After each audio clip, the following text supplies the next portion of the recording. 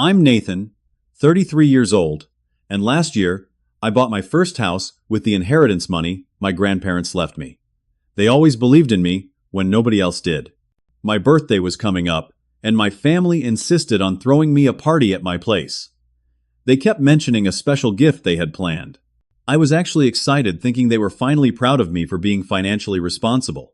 Boy, was I wrong. Before I tell you how my world collapsed on my birthday, let me know where you're watching from and hit that subscribe button if you've ever had family betray your trust. Get ready for a story about justice served cold.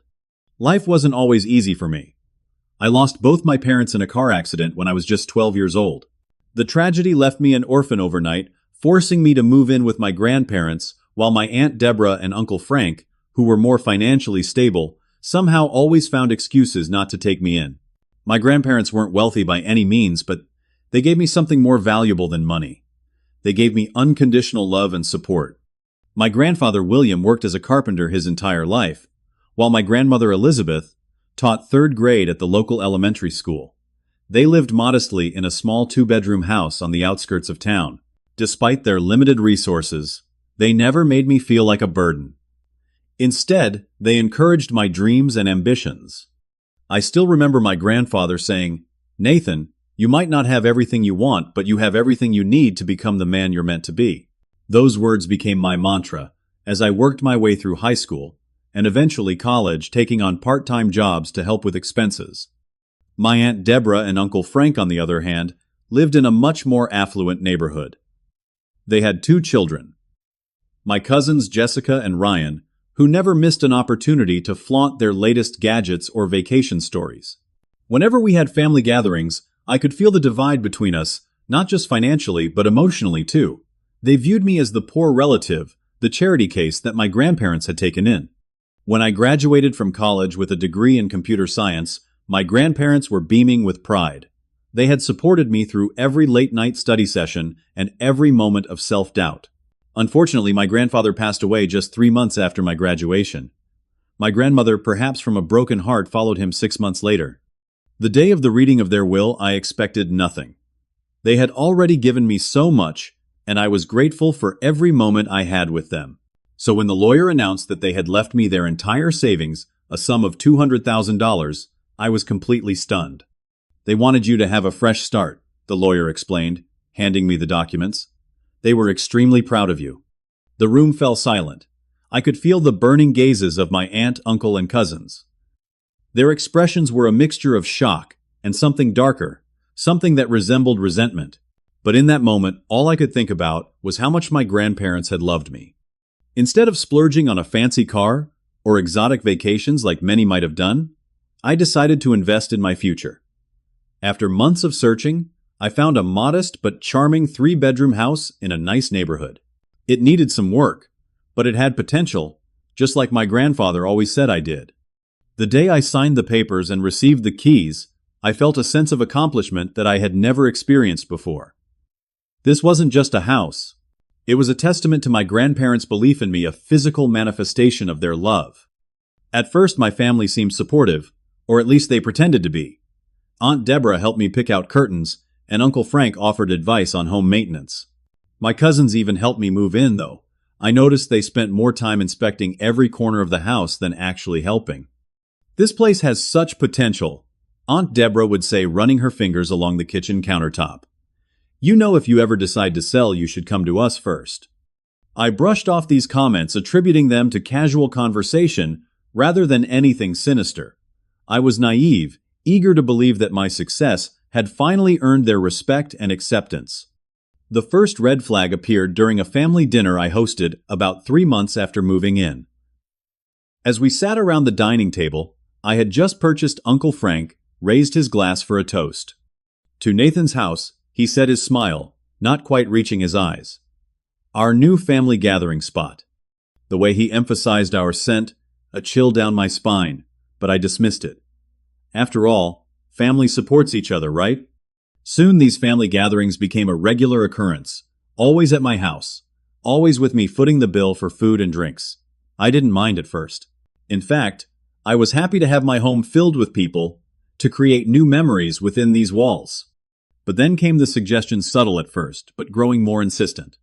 You should knock down this wall to create a more open concept living area. Aunt Deborah would say, as if it was her decision to make. The guest bedroom would make a perfect space for Jessica when she comes to stay. Uncle Frank added, though, Jessica had never once expressed interest in staying over. When we move in, we'll have to replace these countertops. My cousin Ryan muttered once, not realizing I was within earshot. That comment made my stomach drop. Move in? When had that become part of the plan? Still, I said nothing. I valued family harmony above all else, perhaps because I had lost so much of my family already. I didn't want to create waves. I convinced myself that they were just getting carried away with ideas that they didn't really expect to move into my home. As my 33rd birthday approached, my aunt insisted on hosting the celebration at my house. I had planned a small gathering with friends at a local restaurant, but she was adamant. Family should celebrate together, she declared, her tone, leaving no room for argument. And what better place than your beautiful home? I reluctantly agreed, telling myself it was just one day, just one party. I had no idea that they were planning to give me a gift that would change everything. The morning of my birthday, I woke up with a sense of anticipation. Despite my reservations about the family-hosted party, there was still something special about birthdays. They marked another year of life, of growth, of possibilities. I spent most of the day at work, fielding happy birthday messages from colleagues and friends, looking forward to a relaxed evening. When I pulled into my driveway around 5:30, I was surprised to see several cars already parked outside. The party wasn't supposed to start until 7. Entering my own home felt strange, like I was intruding on someone else's gathering. The living room had been transformed, with balloons and streamers, a birthday banner hung across the fireplace mantel. There he is, Aunt Deborah exclaimed, rushing over to plant a kiss on my cheek. Her perfume was overwhelming, suffocating almost. The birthday boy has arrived. Uncle Frank clapped me on the back with unnecessary force. 33 years old. A real adult now, aren't you, Nathan? Something about the way he said it made me uncomfortable, as if he was implying I hadn't been an adult until this moment, despite owning my home and building my career. I brushed it off and forced a smile. Thanks for setting everything up, I said, looking around at the dozen or so people already mingling in my living room. Most were family members I rarely saw, distant cousins and relatives, who had never shown much interest in my life before. We have a special evening planned, my cousin Jessica said, her smile too wide, too rehearsed. Very special indeed. Throughout the dinner, I couldn't shake the feeling that something was off. Conversations would halt when I approached, only to resume in hushed tones once I moved away. People kept exchanging, knowing glances, small smirks playing on their lips. The attention felt predatory rather than celebratory. Aunt Deborah had prepared an elaborate meal using my kitchen as if it were her own. She had even rearranged my cabinets to her liking, something I discovered when I went to grab water glasses. Don't worry about helping, she said, shooing me away from my own kitchen. This is your day. Just relax. After dinner came the cake, a store-bought affair with waxy frosting that proclaimed "Happy Birthday, Nathan" in garish blue letters. As everyone sang, their voices seemed to carry a note of mockery rather than genuine well wishes. Then it was time for gifts. A parade of small, impersonal presents came my way. A gift card from Jessica, a generic coffee mug from Ryan, a tie from a cousin whose name I could barely remember. Each gift was accompanied by exaggerated excitement from the giver, as if they were building up to something. Finally, Uncle Frank stood up, clearing his throat dramatically. The room fell silent. Now, Nathan, he began, his voice carrying a gravity that seemed inappropriate for a birthday celebration. We've saved the best for last. Your aunt and I, along with the rest of the family, have been planning this for quite some time. Aunt Deborah appeared beside him, holding an ornate wooden box tied with a red ribbon. She placed it on the coffee table in front of me with ceremonial precision. This gift, she said, her voice thick with false emotion, represents what we believe is best for everyone, for the family. The emphasis on family sent a warning signal through my brain, but surrounded by expectant faces, I had no choice but to reach for the box. The ribbon came away easily, and I lifted the lid. Inside, nestled on a bed of tissue paper, was a stack of official-looking documents. Confused, I picked them up, scanning the first page. The words swam before my eyes, but certain phrases stood out in stark clarity. Notice of eviction. 30 days to vacate the premises. Family property claim. My blood ran cold as understanding dawned. This wasn't a gift. It was an ultimatum disguised as a birthday present. I don't understand, I said, my voice barely above a whisper. This is my house. I bought it with my inheritance. Uncle Frank's expression hardened. Ah, yes. The inheritance. That's exactly the issue, isn't it? Aunt Deborah stepped forward, her face a mask of false sympathy. Nathan, dear, we've been patient, but it's time for you to accept the truth. That inheritance was never meant just for you. My grandparents left it to me. I stated, my grip on the papers tightening. It was in their will. A mistake, Uncle Frank cut in. A terrible oversight. Your grandparents would have wanted that money to benefit the entire family, not just you. They weren't thinking clearly in their final days. I looked around the room, searching for a friendly face, someone who might side with me. But all I saw were expressions ranging from smug satisfaction to uncomfortable agreement. We've consulted with a lawyer, Aunt Deborah continued, as if explaining something to a child. The inheritance should have been distributed among all family members, especially those who were closest to your grandparents. You were never close to them, I said, anger beginning to replace shock. You barely visited them. You didn't even come to see my grandfather in the hospital before he died. A flash of irritation crossed her face, before she composed herself. Water under the bridge. What matters now is setting things right. This house should belong to the family, not just you. Uncle Frank nodded solemnly. We're giving you 30 days to pack your things and find alternative accommodation. It's more than generous. And if I refuse? I asked, already knowing the answer. Then we'll be forced to take legal action, he replied, his voice hardening. Trust me, you don't want that. It would get very unpleasant, very quickly. I sat there, surrounded by people who shared my blood, but apparently not my concept of family. They had planned this ambush, carefully choosing my birthday, a day that should have been filled with joy, to deliver this blow. They had invited witnesses to my humiliation, all part of their strategy to pressure me into compliance. In that moment, something broke inside me.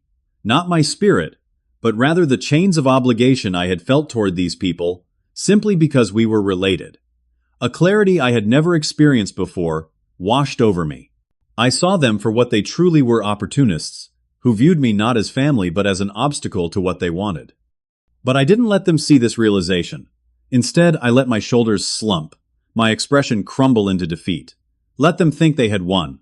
Let them believe I was broken. I need time to process this, I said, my voice deliberately shaky. Aunt Deborah patted my hand condescendingly. Of course, dear. It's a lot to take in. But you'll see, this is for the best.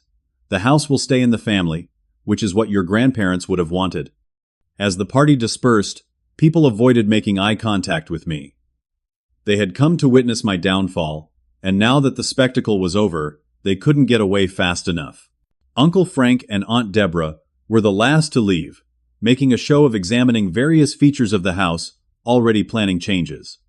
We'll take good care of the place, Uncle Frank assured me at the door. Better than you could, certainly. After they left, I stood in the middle of my living room, surrounded by the debris of the party.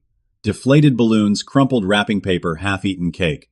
The physical manifestation of their betrayal. But beneath my shock, and hurt, a different emotion was taking root. Determination.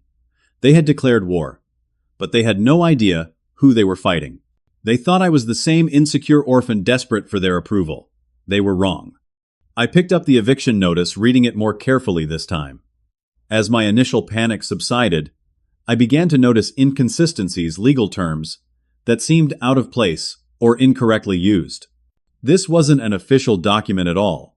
It was an elaborate bluff designed to intimidate me. I reached for my phone. If they wanted to play games, they were about to learn I was no longer a pawn. I was a player. After the last guest left, I collapsed onto my couch, the weight of the betrayal finally hitting me full force. The house that had once felt like a sanctuary now seemed tainted, as if their malicious intentions had seeped into the very walls. I picked up the so-called eviction notice again, my hands trembling with a mixture of rage and disbelief. How could they do this? On my birthday of all days. The calculated cruelty of it was what hurt the most. They hadn't just attacked my legal right to the house. They had deliberately chosen a day that should have been about celebrating my life to instead try to destroy it. Sleep was impossible that night. I paced through the rooms of my home, touching the walls, the door frames, the countertops, as if reassuring myself that this place was still mine. Every corner held memories of my hard work, of the careful decisions I'd made to turn this house into a home. And now, my own family wanted to take it away from me. The next morning my phone began ringing early. First was Aunt Deborah, her voice sickeningly sweet, as she asked how I was processing everything. I kept my responses vague and defeated buying time while I figured out my next move. "We're just concerned about you, Nathan," she said, her false concern transparent even through the phone. "Living alone in that big house, it's not healthy. And frankly, it's selfish when the family could make better use of the space." Next came calls from various relatives, all suddenly interested in my well-being. Each conversation was clearly aimed at gathering information. Had I started looking for apartments? Was I planning to fight their claim? What was my timeline for moving out? I realized they were coordinating, comparing notes on our conversations to gauge my compliance. It was psychological warfare, and they thought they had the upper hand because I was alone while they had their united front. By midday, I'd had enough of their transparent manipulations. I called Jacob, a law school friend, who now worked at a respected firm specializing in property law. "They gave you what?" Jacob asked incredulously after I explained the situation. "An eviction notice for your own property. That's not how eviction works. At all." "So it's not legal?" I asked, though I had already suspected as much. "Not even close," Jacob confirmed. "You own the house, Nathan. You have the deed in your name. They can't evict you from property you legally own, regardless of their opinions about your inheritance." The relief that flooded through me was quickly followed by anger. They had known.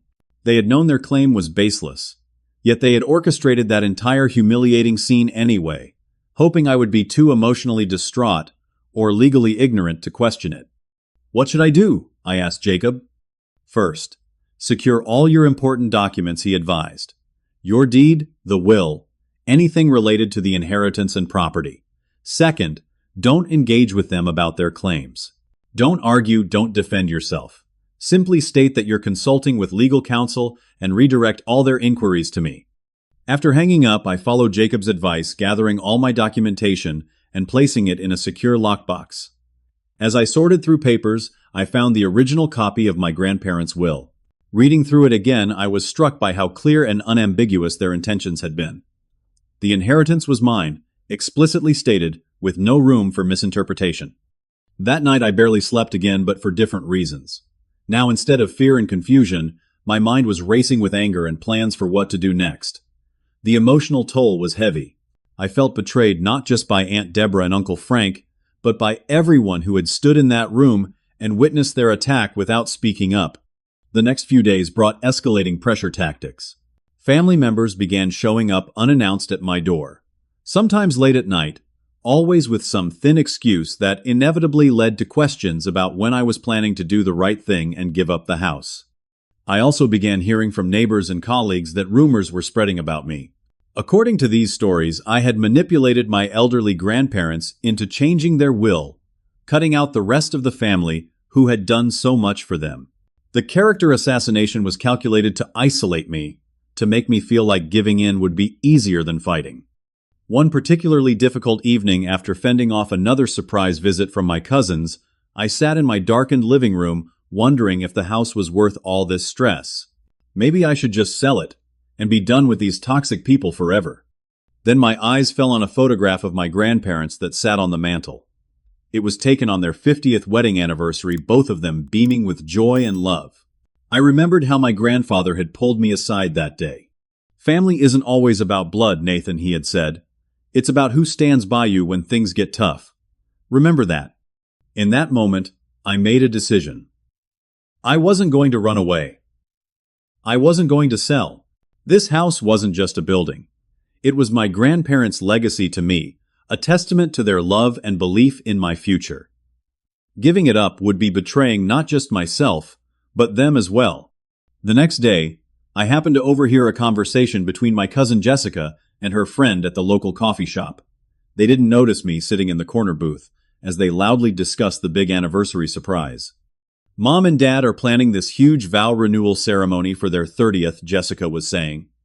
They're telling everyone it'll be at Nathan's house, which will soon be theirs anyway. They've already hired a planner and everything. Her friend looked confused. I thought Nathan owned that house? Jessica waved dismissively. Technicality. Dad says it'll be resolved soon. Nathan's always been a pushover. He'll cave. I sat frozen coffee cooling in front of me, as they continued planning the event in detail. Apparently my aunt and uncle had scheduled their vow renewal ceremony for exactly 1 month from now, confidently assuming they would have control of my house by then. As I listened, a plan began to form in my mind. They had used my birthday to launch their attack. Perhaps their anniversary would be the perfect occasion for me to respond. I left the coffee shop with a newfound sense of purpose. They thought I was a pushover, someone who would crumble under pressure. They had no idea who they were really dealing with. The quiet, accommodating Nathan they thought they knew was gone. In his place was someone they wouldn't recognize. Someone who was done being manipulated and taken advantage of. That evening, when Uncle Frank called to check in, I surprised him by bringing up the anniversary celebration myself. Jessica mentioned you and Aunt Deborah are renewing your vows, I said, keeping my voice neutral. That sounds wonderful. His momentary silence told me he was caught off guard by my knowledge and apparent support. Yes, well, he finally responded, clearing his throat. We thought it would be a nice family occasion. I'd like to help. I offered, laying the trap. After all, family supports family, right? The irony of throwing their own manipulative language back at them was deeply satisfying. That's very mature of you, Nathan. Uncle Frank said, clearly surprised, but pleased at what he perceived as my surrender. We could use help with the preparations. Just tell me what you need, I replied, already mentally preparing for what would become my greatest performance yet. With the knowledge of my aunt and uncle's anniversary plans, I began methodically preparing my response. This wasn't about petty revenge. It was about justice and standing up for myself.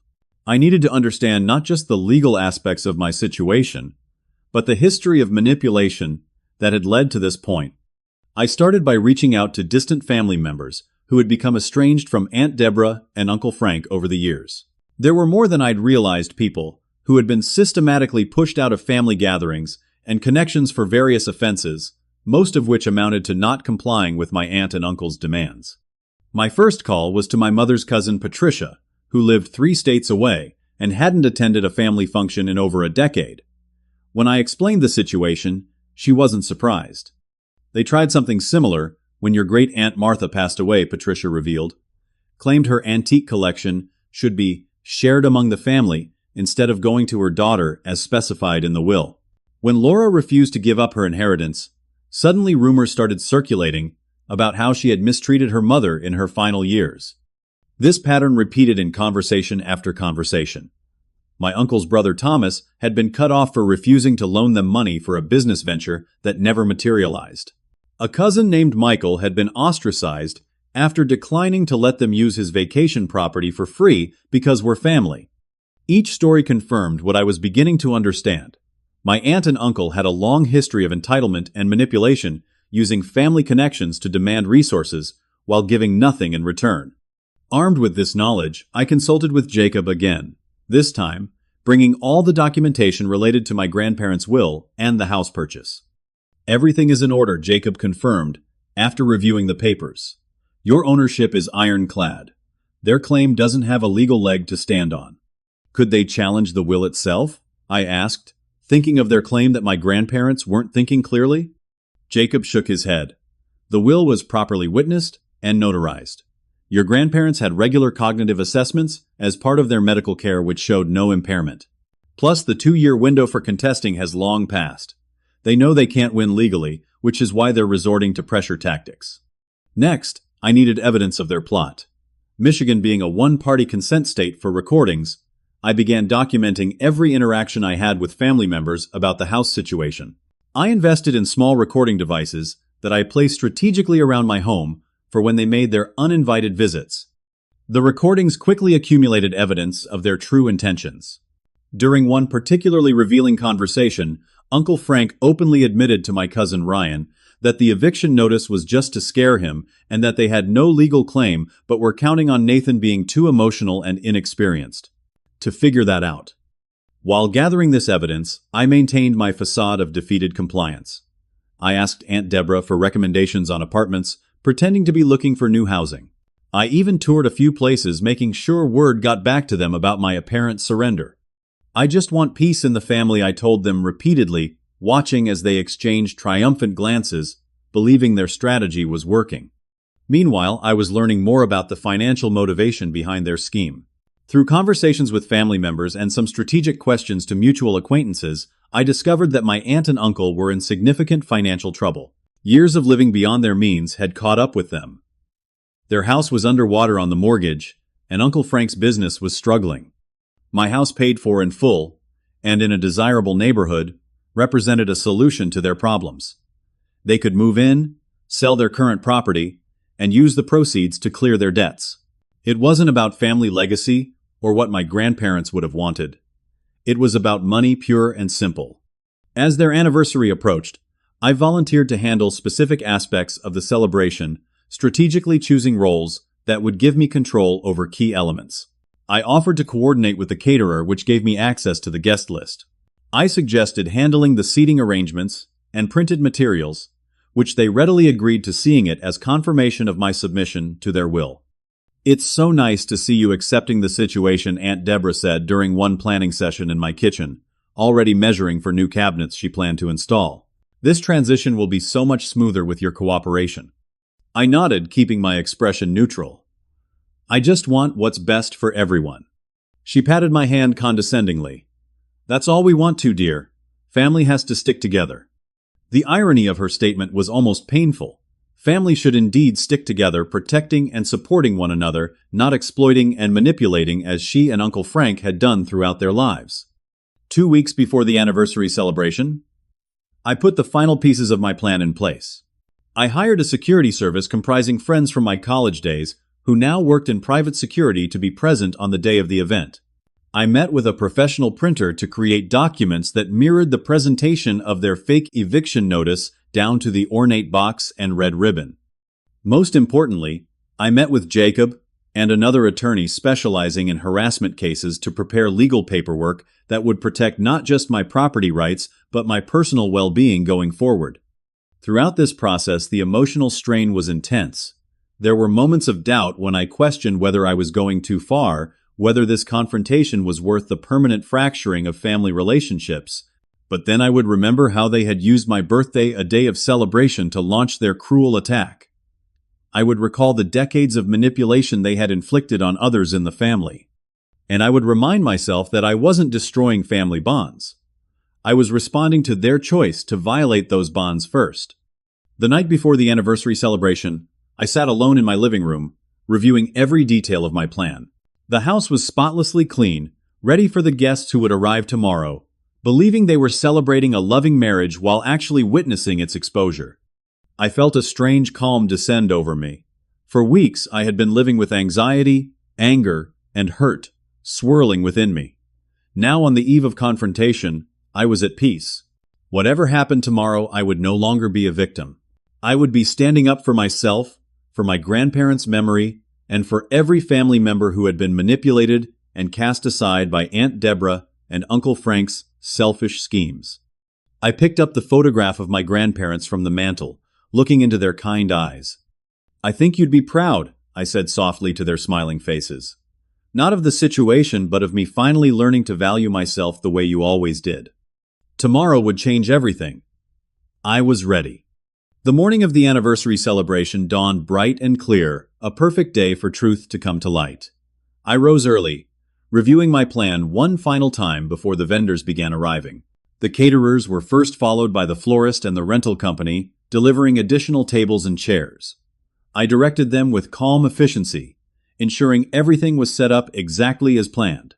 By noon, my security team had arrived, dressed in plain clothes, to blend in with the guests. They understood their role was not to create a scene, but to be prepared to intervene, if necessary.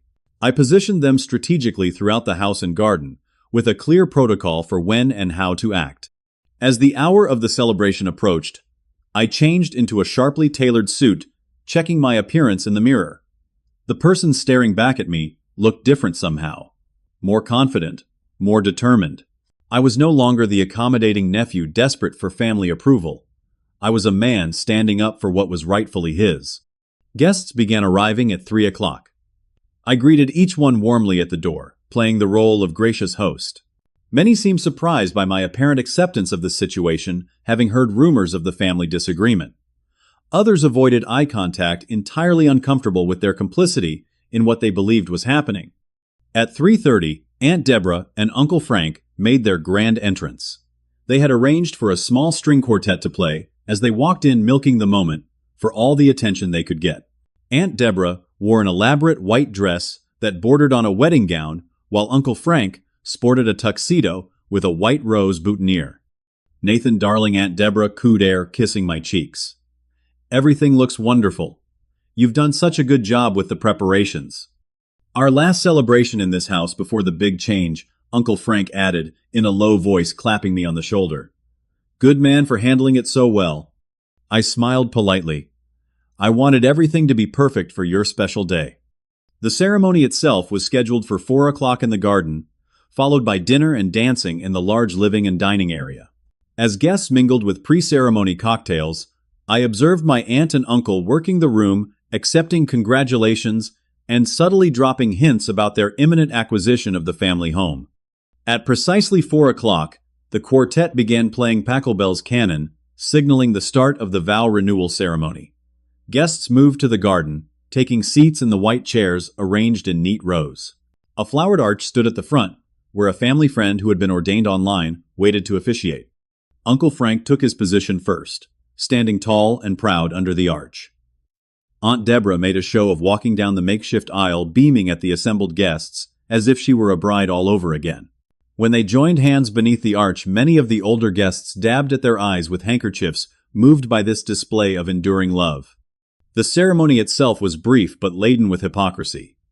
They spoke of trust, commitment, and family bonds, words that rang hollow, given their recent actions. When they exchanged new rings, symbols of their renewed commitment, I thought of the legal papers waiting inside my own symbols, prepared for this moment. After they were pronounced husband and wife again, guests applauded as they shared a kiss that seemed more for show than genuine affection. Then everyone moved back inside for the reception portion of the evening. Dinner was served, multiple courses of expensive food that they had insisted on, and I had agreed to finance as part of my strategy. Throughout the meal, various friends and family members gave toasts praising the couple's dedication to each other and to family values. Finally, as dessert was being served, Uncle Frank stood and tapped his glass for attention. Before we continue the celebration, he announced Deborah and I would like to thank everyone for coming today. 30 years of marriage is quite an accomplishment. Polite applause followed this self-congratulation. But we're especially grateful to our nephew Nathan. He continued, gesturing toward me with a smile that didn't reach his eyes. Not only for hosting this wonderful event, but for his generosity in other matters. Murmurs rippled through the crowd as people exchanged knowing glances. They thought they knew what he was referring to, my apparent surrender of the house. We have a few gifts to open, Aunt Deborah added, but we'd like to save that for a more intimate gathering. For now, let's enjoy this beautiful evening in what will soon be our new home. That was my cue. I stood up, glass in hand, and the room fell silent. Actually, I said, my voice steady and clear, I'd like to present my gift now, if that's all right. Aunt Deborah's smile faltered slightly, but she recovered quickly. Of course, dear. How thoughtful of you. I nodded to one of my security team members, who brought forward an ornate wooden box, tied with a red ribbon, identical to the one they had presented to me on my birthday. I placed it on the table in front of them, with ceremonial precision mirroring Aunt Deborah's actions from that day. This gift, I said, echoing her words, exactly represents what I believe is best for everyone, for the family. A flicker of unease crossed Uncle Frank's face, as he recognized his own words being used against him. Nevertheless, he reached for the box, untying the ribbon with fingers that trembled slightly. The room was completely silent now, all eyes on the box as he lifted the lid. Inside, just as with my gift, was a stack of official-looking documents. Uncle Frank's face paled as he scanned the first page. "What is this?" he asked, his voice hoarse. "Perhaps you should read it aloud," I suggested, "so everyone can share in the moment. That's what family is about, isn't it? Sharing?" His hands shaking visibly now, Uncle Frank lifted the papers and began to read. Notice of cease and desist, harassment, false claims, restraining order. His voice trailed off as the implications sank in. Aunt Deborah snatched the papers from him, her eyes widening as she skimmed the contents. "There must be some mistake," she spluttered, looking around frantically as if seeking an escape. "No mistake," I said calmly. "Just as there was no mistake in my grandparents' will when they left their savings to me alone. Just as there was no legal basis for the eviction notice you presented to me on my birthday."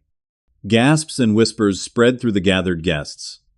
Many had not known the full extent of what had transpired, having only heard Aunt Deborah and Uncle Frank's version of events. "In that stack," I continued, "you'll find several documents. First, a certified copy of my grandparents' will, clearly stating their intentions.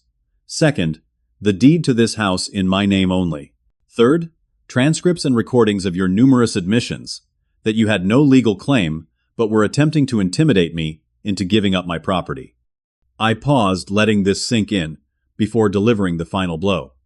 "And finally, a restraining order prohibiting both of you from entering this property again without my explicit written permission, effective immediately." The silence that followed was absolute. No one moved. No one spoke. Even the catering staff had frozen in place, witnessing the unfolding drama. "You can't do this." Uncle Frank finally sputtered, his face, now mottled with rage. "We're family." "Family doesn't attempt to steal from family," I replied evenly. "Family doesn't spread vicious rumors or attempt psychological manipulation. Family doesn't use a birthday to humiliate and threaten. You chose to stop being family to me the moment you plotted to take what was rightfully mine." I turned to address the stunned guests. "I apologize for the disruption to the celebration, but I thought everyone should know the truth. For years, Aunt Deborah and Uncle Frank have cultivated an image of being devoted to family while systematically manipulating and exploiting those same family connections for their personal gain." Several older relatives nodded grimly, having experienced this behavior firsthand. "The celebration is now over," I announced. "You're all welcome to take some food to go, but I must ask that you exit the premises within the next 30 minutes. I nodded to my security team, who moved to strategic positions near the exits, making their presence known for the first time. "You can't throw us out," Aunt Deborah shrieked her carefully, maintained composure finally shattering. "This is our anniversary." "And it was my birthday when you tried to evict me from my own home," I reminded her. "Consider this poetic justice." As the reality of the situation dawned on them, Uncle Frank attempted one last desperate play. "If you do this, you'll regret it." He threatened, his voice low and dangerous. "We have connections. We can make your life very difficult." I smiled, unmoved by his bluster. "Every threat you make is being recorded and will be added to the existing restraining order. I suggest you leave quietly while you still have some dignity left." Guests began to depart rapidly, some offering quick apologies or supportive nods as they passed. Others simply fled, embarrassed by their association with the spectacle. My security team ensured the exodus remained orderly, particularly keeping an eye on my aunt and uncle. Finally, only the three of us remained in the dining room, the remnants of the celebration scattered around us. Aunt Deborah was crying now, mascara streaming down her face, while Uncle Frank stood rigid with fury. "You'll regret this," he repeated. "No one humiliates us and gets away with it." "I'm not the one who orchestrated a public humiliation," I pointed out. "I simply responded in kind. Now please leave my home." Two security team members stepped forward, making it clear this was not a request but a requirement. Slowly, with as much dignity as they could muster, Aunt Deborah and Uncle Frank walked toward the door. At the threshold, Aunt Deborah turned back. "This isn't over," she said, her voice quivering with a mixture of rage and humiliation. "Actually, it is," I replied. "Completely and finally over. Goodbye, Aunt Deborah. Goodbye, Uncle Frank." The door closed behind them with a satisfying click, and for the first time in weeks, I felt like I could truly breathe again. My house was mine once more, free from their toxic presence and manipulative schemes. The battle was won. I had stood my ground and protected what was rightfully mine. But as I looked around at the aftermath of the confrontation, I knew that the war had permanently altered the landscape of my family relationships. Some bridges had been burned beyond repair today, but perhaps that was for the best. The day after the confrontation, an eerie silence descended upon my life. My phone, which had been constantly buzzing with calls and messages from family members for weeks, suddenly went quiet. It was as if a storm had passed, leaving behind a landscape transformed but peaceful. I spent that first day cleaning up the physical remnants of the celebration turned confrontation. As I removed decorations and rearranged furniture, I found myself also clearing away the emotional debris that had accumulated during this ordeal. Each table I moved back to its original position felt like reclaiming a piece of my home and my life. The silence didn't last long.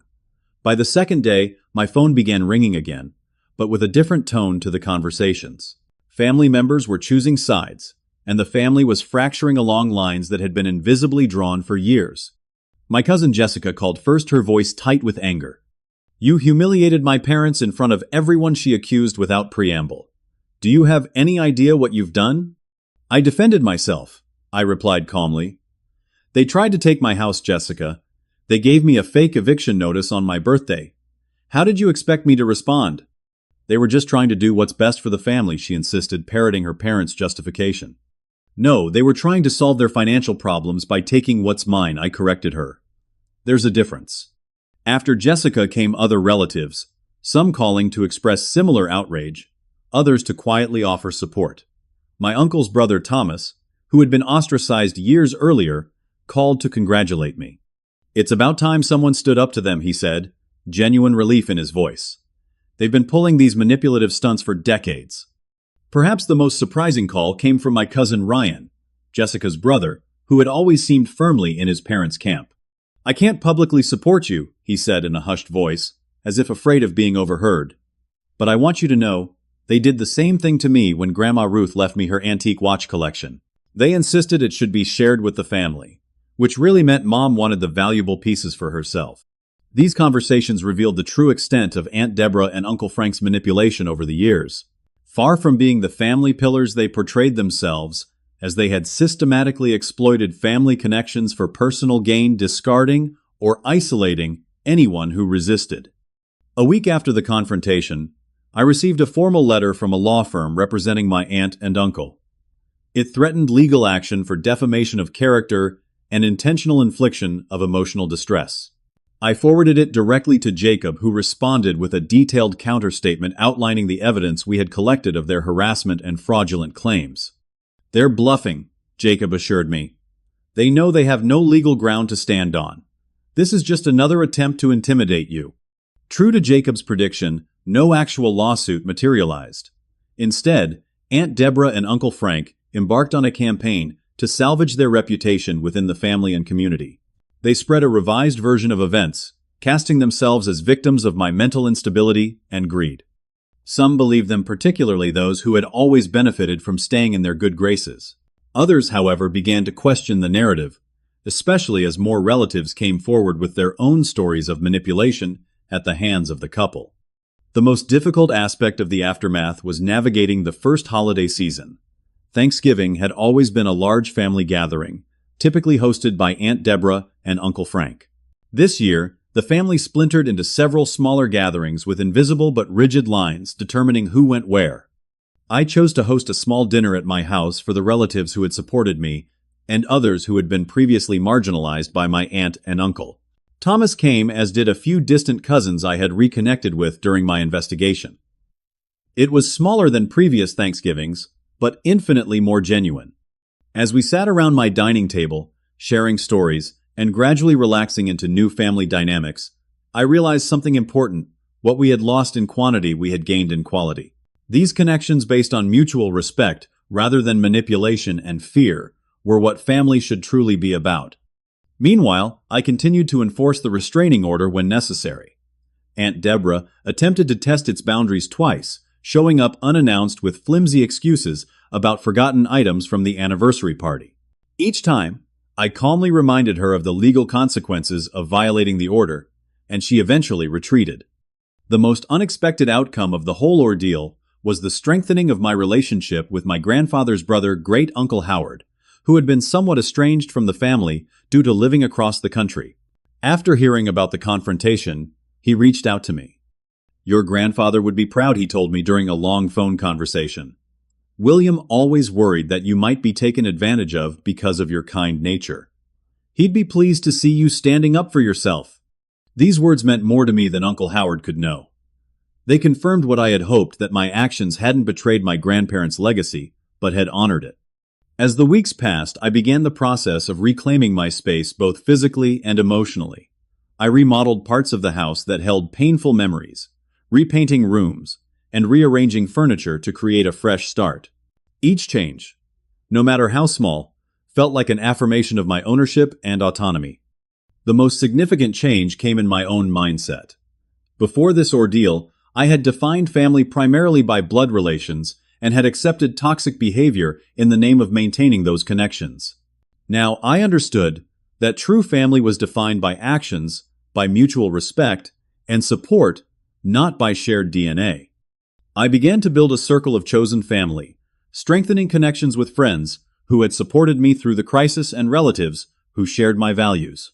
We created new traditions to replace the old ones, celebrations that were genuinely joyful, rather than fraught with underlying tensions and manipulations. By the time Christmas approached, I felt a sense of peace I hadn't experienced in years, perhaps ever. I decorated my house with ornaments that had belonged to my grandparents, honoring their memory while creating my own traditions. The restraining order ensured I wouldn't have unwelcome visitors, allowing me to truly enjoy the season for perhaps the first time. On Christmas Eve, as I sat by the fireplace in my living room, I realized something profound. The house finally felt completely mine, not just legally, but emotionally. The shadows of Aunt Deborah and Uncle Frank's attempted takeover had receded, replaced by the warm light of new memories and genuine connections. The battle had been painful, the consequences far-reaching, but the outcome was worth it. I had protected not just my property, but my dignity and self-respect. In standing up to the bullies in my family, I had discovered a strength I never knew I possessed. And perhaps most importantly, I had honored my grandparents' true legacy, not just the financial inheritance they had left me, but the values they had instilled: honesty, integrity, the courage to stand up for what's right, even when it's difficult. As the new year approached, I felt ready to move forward, carrying these lessons with me while leaving the bitterness and hurt behind. The family landscape had been permanently altered, but from the fractures, something healthier was beginning to grow. When spring arrived, bringing new life to the garden my grandmother had once tended, I found myself at a turning point in my healing journey. The winter had been a time of reflection and quiet recovery, but with the blooming flowers came a renewed sense of possibility and growth.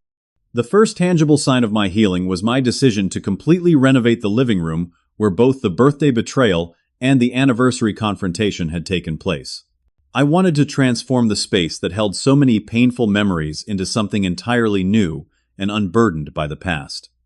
I hired a local contractor, carefully selecting materials and designs that reflected my own taste rather than preserving what had been there before. The process was cathartic, watching walls come down and new ones go up, a physical manifestation of the personal reconstruction I was undergoing. "You're really making this place your own," remarked Carlos, the contractor, as we reviewed the progress one afternoon. "It's going to be beautiful." "That's the goal," I replied, realizing the double meaning in my words. I wasn't just making the house my own. I was reclaiming my life, my identity, my sense of self, that had been somewhat lost in the shadow of family expectations and manipulations. As the renovation progressed, so did my efforts to build new connections and strengthen healthier relationships. I reached out to my mother's cousin Patricia, who had provided valuable insights during my investigation, and invited her to visit.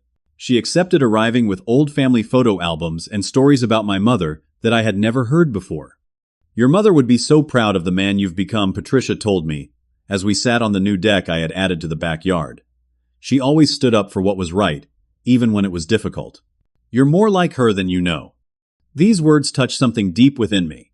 Having lost my parents so young, I had few memories of them, and connecting with someone who had known them well was a gift I hadn't expected from this whole ordeal. I also began forming stronger bonds with Great-Uncle Howard, my grandfather's brother. Though he lived across the country, we started regular video calls, and he shared family history and wisdom that helped me understand my place in the larger family narrative. "Family troubles aren't new, Nathan," he said during one of our conversations. "Every generation has its challenges and conflicts.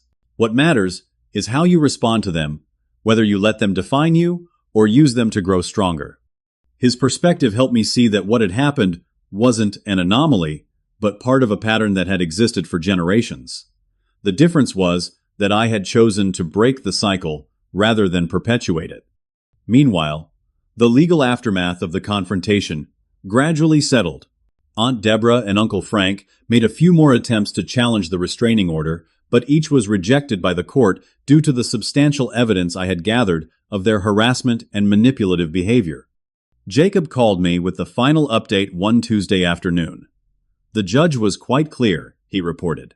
"The restraining order stands, and any further legal challenges from them will be considered vexatious litigation. I think they've finally gotten the message." This legal closure brought a sense of relief, but I knew that the emotional work of healing would continue. I began seeing a therapist, Dr. Rebecca Wilson, who specialized in family trauma and recovery. Our sessions helped me process the complex emotions that continued to surface: anger, grief, guilt, and occasional moments of doubt. "What you're experiencing is normal," Dr. Wilson assured me during one particularly difficult session when I questioned whether I had done the right thing. "You set healthy boundaries with people who were causing you harm. That doesn't mean it won't hurt, especially when those people are family." With her guidance, I developed strategies for managing family events where I might encounter relatives who had sided with my aunt and uncle. I learned to prepare mentally to recognize my triggers and to exit situations that became too toxic, without feeling guilty about protecting my well-being. The first major test came at a cousin's wedding that summer. I knew Aunt Deborah and Uncle Frank would be there, along with Jessica and other family members who had condemned my actions. The restraining order applied only to my property, not to public events, so there was nothing legally preventing an uncomfortable encounter. I considered declining the invitation, but ultimately decided to attend. Hiding would only reinforce the narrative they had been spreading about my instability. Besides this, Cousin had privately supported me, and I wanted to celebrate her special day. I arrived at the ceremony with Thomas, who had become something of a mentor to me in navigating the aftermath of family conflict. We sat on the bride's side, keeping a respectful distance from my aunt and uncle, who pointedly ignored our presence. During the reception, there were a few tense moments when we found ourselves in proximity, but each time I maintained my composure, exchanging civil nods before moving to another area. It wasn't comfortable, but it was manageable, and I felt a sense of accomplishment at having faced the situation without allowing it to derail my enjoyment of the event. "You handled that well," Thomas commented as we drove home afterward. "There was a time when Frank and Deborah could clear a room just by entering it, everyone so afraid of upsetting them. You've shown the family that standing up to bullies is possible." His words made me realize something I hadn't fully appreciated before. My actions hadn't just been about protecting myself and my property. They had inadvertently created ripples throughout the family system, showing others that it was possible to resist manipulation and establish boundaries. This realization was reinforced when Ryan, my cousin, who had secretly supported me, invited me to coffee a few weeks later. He seemed nervous, constantly checking over his shoulder, as if afraid of being seen with me.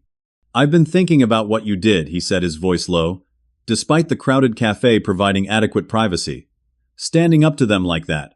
I've never seen anyone do that before." "It wasn't easy," I admitted, "but it was necessary." Ryan nodded, fidgeting with his coffee cup. I think I need to do something similar. Not as dramatic, maybe, but I need to set some boundaries. They're trying to control my career choices now, threatening to cut me off if I don't join Dad's business." We talked for over an hour, strategizing ways he could assert his independence without necessitating the kind of confrontation I had faced. By the time we parted, there was a new determination in his eyes that hadn't been there before. As the one-year anniversary of the birthday betrayal approached, I decided to reclaim the day by creating a new tradition.